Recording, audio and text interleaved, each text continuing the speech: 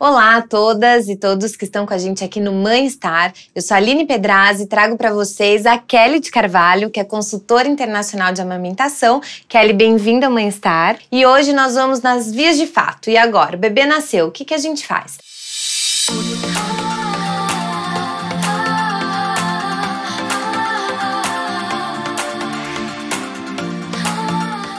Foi uma briga na maternidade com meu pai e com minha mãe, que quando ouvia minha filha chorar, falava dá a chupeta, e eu tinha lido que a chupeta poderia confundir, né, o bebê e ele ter mais dificuldade ainda na pega, e eu não dei até os 3 meses. Enfim, algumas amigas deram e não tiveram problema. E aí, o que você disse sobre chupeta? Bicos artificiais podem atrapalhar a amamentação, ponto. Bebês que usam chupeta ou mamadeira, eles tendem a fazer uma modificação na configuração muscular também. Então, por exemplo, se a gente ficar em repouso, boca fechada, nossa língua está lá no céu da boca, né, atrás dos dentes aqui. Um bebê que está com a chupeta, ele vai estar sempre com a língua mais baixa, porque a chupeta está em cima. Então, é um bebê que tende a ficar mais tempo com a boca aberta, com a língua um pouco mais flácida, né? Que essa língua não trabalha a musculatura. E quando ele vai para o peito, ele tende a manter esse posicionamento inadequado de língua. Um bebê que não sabe mamar ainda, porque os bebês não nascem sabendo mamar. Acho importante a gente dizer isso. O bebê só vai aprender a mamar com a prática, né? Eu brinco, é igual dirigir, né? Quanto mais você pega no carro, mais fácil você dirige. Então, esses bicos artificiais, no momento que o bebê ainda não está mamando de maneira eficiente, pode sim confundir, pode atrapalhar. O bebê usa uma porção de músculos na amamentação, né? Na mamadeira, só 30% desses músculos são ativados. A amamentação é um conjunto de coisas, né? É um ato biopsicossocial, então não tem a ver só com um fator ou com outro. Mas quando eu tô com um bebê e com uma mãe na minha frente, eu não sei para onde aquele bebê vai, se ele usar uma chupeta, se ele vai para o grupo dos bebês que desmamam ou apresenta confusão de bicos, ou se ele é um bebê que vai continuar mamando. E eu acho que uma coisa extremamente importante de dizer é que a confusão de bicos não é imediata. A gente acha que assim, vai chupar a chupeta uma vez e nunca mais pega o peito. E na verdade o que a gente sabe é que isso é gradual, gradativo. Para alguns bebês acontece mais rápido, para uns bebês acontece mais tarde. Todo bebê que desmama antes dos 2 anos de idade, sem ser desejo da mãe, acordou e não quis mais o peito e tal, e tem uso de bico artificial na jogada, a gente não pode dizer que esse desmame foi natural. Esse desmame pode ter sido guiado pelo uso de bicos artificiais. Então, se precisar dar complemento, o ideal é que não seja com mamadeira, certo? O ideal é que não seja com mamadeira. O ideal é que seja num copinho, numa colher, né, numa colherzinha, e que isso seja sempre reavaliado, né? A gente tem bebê, sim, que precisa de complemento, inclusive nos primeiros dias da maternidade, por alguns motivos. E depois ele precisa ser reavaliado. A gente pode, inclusive, ordenhar o colostro da mãe e oferecer esse colostro ou no copinho ou numa colher no lugar da fórmula, que também é uma possibilidade, né, e diminuiria aí o uso de leite artificial para os bebês. E em relação a mamar um peito todo e depois ir para o outro, ou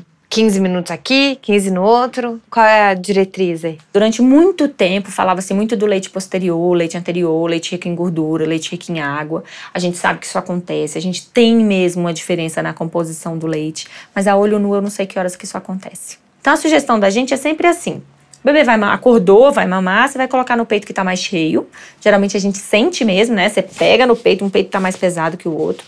A gente coloca o bebê e aí a gente vai ver se esse bebê tá engolindo, se ele tá mamando, se ele tá só chupeitando, né? Que o chupeito, ou a sucção não nutritiva, é super importante também, mas a gente tem que tomar cuidado. O bebê não pode só ir pro peito e fazer sucção não nutritiva, né? Que na sucção não nutritiva ele não engole, ele engole pouco. A gente tem que fazer esse bebê engolir quando ele vai pro peito. Então ele vai pro peito, mamou, geralmente ele começa a adormecer depois de um tempo. A hora que isso começa, eu posso dar uma estimulada no bebê ou uma própria estimulada na minha mama, né, que é uma compressão de mamas, eu faço uma compressão para ver se ele volta ao estímulo. Se não voltar, eu posso tirar e dar o outro peito pro bebê. E aí independente do tempo, porque o que conta para mim é a qualidade dessa mamada. Se ele fez uma mamada com qualidade ou uma mamada sem qualidade, que isso tem a ver com sucção, deglutição, se ele engoliu, se eu sentir meu peito mais levinho depois que ele mamou. Então é claro que eu vou ter bebês que vai mamar um peito só, que vão mamar um peito só e puf, capota, não vai mamar o outro. Eu tenho um bebê que vai mamar um peito só e começa a brigar com o peito, te dá a cabeçada. Bom, vamos passar ele pro outro. Você pode fazer isso várias vezes durante a mamada, né?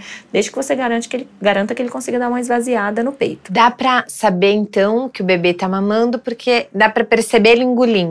Dá pra perceber. É claro que Poxa, eu tenho mais facilidade de ver se o bebê tá engolindo, porque eu só faço isso da vida, né? Pra mãe de primeira viagem, às vezes é um pouco mais difícil, né? Mas o bebê engole muito parecido com do jeito que a gente engole. Então, se eu tomo um copo d'água, por exemplo, e eu ponho a mão aqui, né, eu vejo uma movimentação aqui na minha garganta, né? O bebê também. Então, um bebê que infla a bochecha quando ele vai mamar, que não faz covinha. Um bebê que eu sinto, depois que ele mama, o meu peito um pouco mais macio, um pouco mais molinho. E também observar o que está saindo do bebê. Bebê que mama faz xixi e cocô. No primeiro mês de vida, a gente espera que esse bebê faça cocô todos os dias, pelo menos um cocô por dia. A gente escuta muito, bebê em aleitamento materno pode ficar um monte de dias sem fazer cocô, geralmente depois de um mês de vida, quando o intestino já está funcionando ali de uma maneira um pouco mais efetiva. Mas no primeiro mês, geralmente bebês que ficam muitos dias sem fazer cocô, a gente às vezes tem que dar uma observada nisso que está acontecendo, né? E xixi. E aí fazer o acompanhamento com o pediatra, né? Também, para ver se o bebê está ganhando peso. É importante que os bebês ganhem peso, né? Ele não necessariamente precisa ganhar 30 gramas por dia, mas ele precisa ter uma curva ascendente de peso. Então, eu tô com a minha bebê no colo. E aí, como que eu faço pra colocá-la mamando? E eu acho que o mais importante é a gente poder direcionar o bebê. Então, o que eu preciso? Eu preciso primeiro posicionar o meu bebê de uma maneira que não seja mais difícil para o bebê pegar. Então, por exemplo, o bebê com a barriga para cima e o pescoço virado, tenta engolir assim, é horrível, né? Então, eu preciso que o pescoço do bebê esteja alinhadinho com a cabeça. E eu vou, lembra da mão invertida? Eu vou direcionar o meu bebê ao meu peito, né? Essa é uma posição que geralmente facilita bastante quando eu direciono. Então, eu vou levar o meu bebê até lá. Pergunta bastante se eu preciso fazer uma prega, né? Se eu tenho que segurar o peito. Dependendo do peso do peito, é super importante eu segurar o peito sim. Porque o bebê segura o peito com a língua, que não tem osso.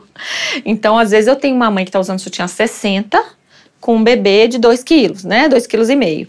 Hoje em dia até existe uma coisa super legal, que é um suspeitório, que é uma tipóia mesmo de segurar o peito. Então a mãe fica com a mão livre e essa tipóia segura o peito. Mas enquanto a gente não tem essa tipóia, né, uma fralda para segurar, eu posso apoiar o peso do meu peito. E se a minha areola for muito grande, eu posso fazer igual a gente faz com o sanduíche do mercado municipal de mortadela, sabe? Eu vou dar uma diminuída para esse sanduíche caber na minha boca. Essa história do bebê ter que pegar toda a areola é enlouquecedor. Eu tenho mães que têm areola deste tamanho, mas nem se fosse o Coringa, né? O bebê não vai conseguir pegar a areola inteira. Mas é importante que o bebê abocanhe a maior parte da areola, tá? Se o bebê tiver com a cabeça um pouquinho mais inclinada, às vezes facilita também. Então ele pega de baixo para cima. Depois que ele pegou, eu espero um pouquinho segurando aqui, eu posso soltar e botar o bebê na posição televisão que a gente conhece, né? Mas o bebê fazer isso sozinho com a cabeça é muito difícil. Então, eu acho que se eu pudesse dar uma dica, é segure o peito e segure a cabeça do bebê. E não vai quebrar, não, juro, não quebra o pescoço do bebê. Bebês passam pelo canal de parto, que é super estreito. Então, a gente pode sim direcionar a pega do bebê. No começo parece que é impossível, a gente fica tenso, o pescoço todo duro. Então põe a almofada, não precisa ser uma almofada de amamentação se você não tiver, pode ser uma almofada comum, um travesseiro, só para você poder relaxar os seus braços. E depois isso vai ficando cada vez mais fácil, né, à medida que a gente vai treinando. Mamar é um processo aprendido. Falam muito pra gente, quando o seu bebê nascer, você vai saber fazer. Não vai, não. Não vai. Você vai saber identificar o choro. Não vai, não. A gente vai por tentativa e erro mesmo, né?